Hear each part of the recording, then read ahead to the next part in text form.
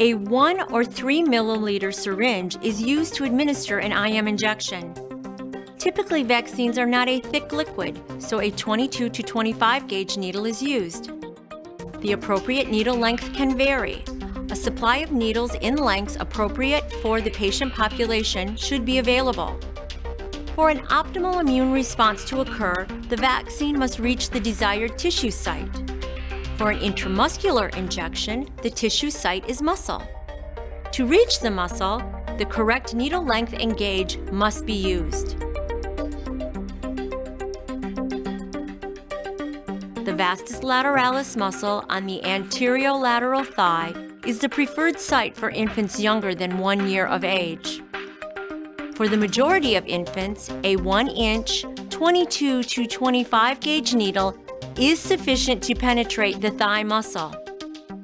For very young babies, those younger than 28 days old and preterm infants, a 5/8-inch needle is usually adequate if the skin is stretched flat between the thumb and the forefinger and the needle is inserted at a 90-degree angle.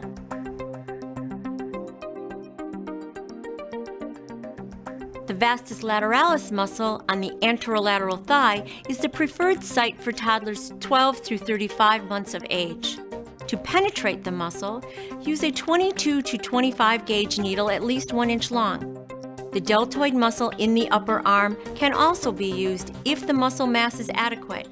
A 5/8-inch needle is adequate only for the deltoid muscle and only if the skin is stretched flat between the thumb and forefinger and the needle is inserted at a 90-degree angle to the skin.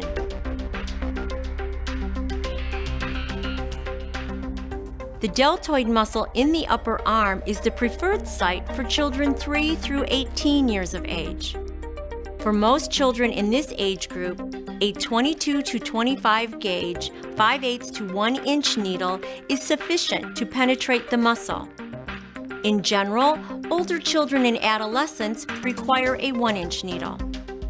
The vastus lateralis muscle is an alternate site if the deltoid muscle cannot be used. A 1 to 1 1/4 inch needle will be sufficient to reach muscle tissue in older children and adolescents.